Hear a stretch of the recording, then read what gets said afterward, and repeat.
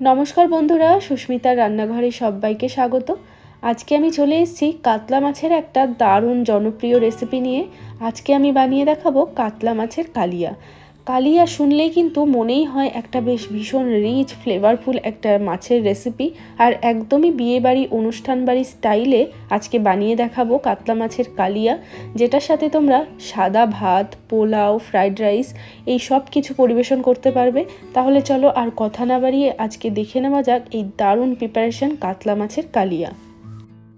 তো দেখো, কাতলা মাছের কালিয়া বানানোর জন্য এখানে আমি নিয়ে নিয়েছি কাতলা মাছের পেটির পিস, বাট তোমরা চাইলে গাদার পিসও কিন্তু নিয়ে নিতে পারো বা যে কোনো কাতলা মাছের পিসই নিতে পারো।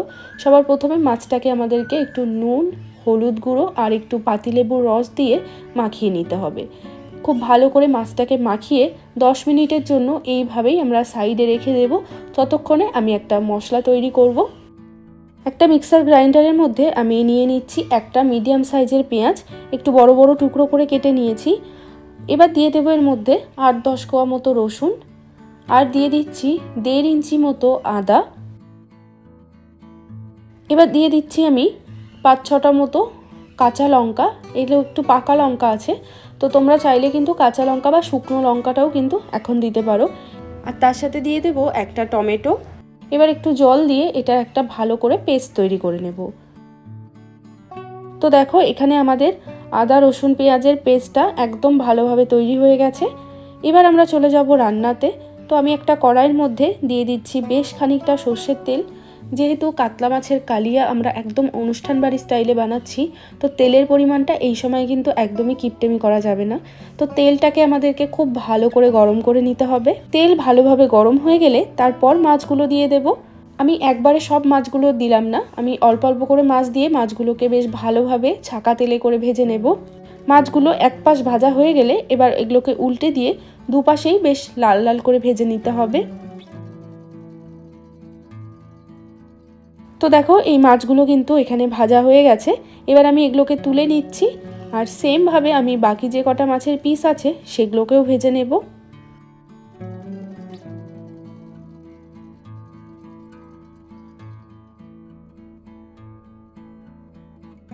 তো এখানে আমার সমস্ত মাছগুলো কিন্তু ভাজা হয়ে গেছে।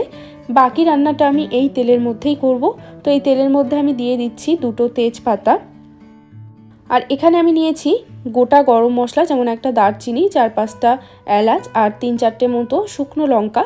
এগুলোও তেলের মধ্যে দিয়ে কয়েক সেকেন্ডের জন্য একটু ফোড়নটাকে ভেজে নেব। ফোড়নটাকে ভেজে নেওয়ার পর এবার আমি এর মধ্যে দিয়ে দিচ্ছি যে পেঁয়াজ, আদা, রসুন, কাঁচা লঙ্কার যে পেস্টটা আমি তৈরি করে নিয়েছিলাম সেই পেস্টটা দিয়ে দেব, এবং তেলের মধ্যে খুব ভালোভাবে এটাকে নাড়াচাড়া করে 3 থেকে 4 মিনিটের মতো সময় নিয়ে মশলাটাকে ভেজে নিতে হবে। গ্যাসের ফ্লেমটা এই সময় একটু লো টু মিডিয়ামে রেখে আমাদেরকে ক্রমাগত নাড়াচাড়া করে 3 থেকে 4 মিনিট সময় নিয়ে মশলাটাকে ভেজে নেব। 3-4 মিনিট মতো মশলাটাকে আমি ভেজে নিয়েছি। আদা রসুনের যে কাঁচা গন্ধটা সেটা এখন চলে গেছে। এবার এর মধ্যে আমি বাকি শুকনো মশলার গুঁড়োগুলো দিয়ে দেব। যেমন দিয়ে দিচ্ছি আমি সামান্য একটু হলুদ গুঁড়ো, হলুদের পরিমাণটা একটু কমই দিতে হবে। এবার আমি দিয়ে দিচ্ছি 1 চামচ মতো কাশ্মীরি লঙ্কার গুঁড়ো, কারণ এই রান্নাটা বেশ লাল টকটকে হবে, তো তাই জন্য কাশ্মীরি লঙ্কার গুঁড়োটা কিন্তু অবশ্যই দিতে হবে। আর দিয়ে দিচ্ছি 1 চামচ মতো জিরের গুঁড়ো, দিয়ে দেব স্বাদ মতো লবণ, আর আমি এখানে দিয়ে দিচ্ছি 1 চামচ মতো চিনি। এবার সমস্ত মশলাটাকে আমাদেরকে আবারও ভালো করে কষিয়ে নিতে হবে। আর এই মশলাটা কষানোর সময় আমি সামান্য একটু জল দিয়ে দিচ্ছি, দিয়ে মশলাটাকে কষিয়ে নেব খুব ভালো করে।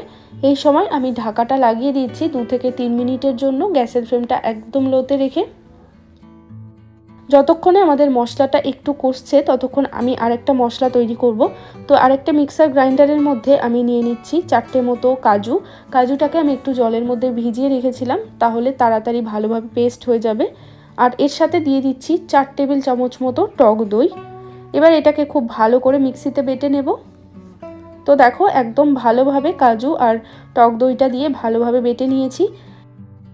এদিকে 2 মিনিট আমাদের হয়ে গেছে, ঢাকাটা সরিয়ে নিচ্ছি।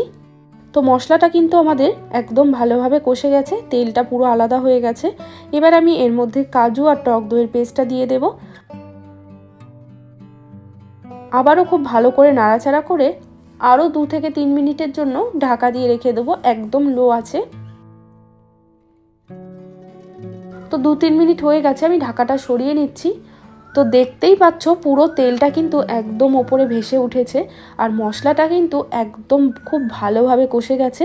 কারণ এই মশলাটা খুব ভালোভাবেই কষিয়ে নিতে হবে, না হলে কিন্তু একটা কাঁচা কাঁচা গন্ধ থেকে যাবে আর টেস্টটা ঠিক সেরকম আসবে না। তো মশলাটাকে কিন্তু খুব সময় নিয়ে ভালোভাবে কষাতে হবে। আর পুরো মশলাটা কষানোর সময় কিন্তু আমি গ্যাসের ফ্লেমটা একদমই লোতে রেখেছিলাম। এবার এর মধ্যে আমি দিয়ে দিচ্ছি পরিমাণ মতো জল। জলের পরিমাণটা এখানে খুব বেশি দেওয়ার দরকার নেই, এরকম বাটির 1.25 বাটি মতো জল আমি দিয়ে দেব। আর এই জলটা আমি মিক্সির বাটিটা ধুয়ে সেই জলটা ব্যবহার করছি, তাই জন্য এরকম সাদা হয়ে গেছে জলটা। আমি যেটাতে কাজু আর টক দই বেটেছিলাম তাই জন্যই জলটা এরকম সাদা। তো যাই হোক, এবার আমাদের এই ভেজে রাখা মাছগুলো এর মধ্যে দিয়ে দিতে হবে। দিয়ে একবার ভালো করে নাড়াচাড়া করে একটু ওপর থেকে গরম মশলা ছড়িয়ে ঢাকা দিয়ে রেখে দেবো 6-7 মিনিটের জন্য। আর এই সময় গ্যাসের ফ্লেমটা লো টু মিডিয়ামে রেখে দিতে হবে। 7-8 মিনিট হয়ে গেছে, আমি ঢাকাটা সরিয়ে নিচ্ছি। তো কাতলা মাছের কালিয়া আমাদের একদম রেডি। আর দেখে বোঝাই যাচ্ছে যে এটা খেতে ঠিক কতটা টেস্ট হবে। আর এই কাতলা মাছের কালিয়া এর সাথে সাদা ভাত হোক বা পোলাও যেটাই হোক না কেন জাস্ট জমে যাবে। তো রেসিপিটা তোমরা এইভাবে বাড়িতে ট্রাই করে দেখো, আমার মনে হয় তোমাদেরও অনেক পছন্দ হবে।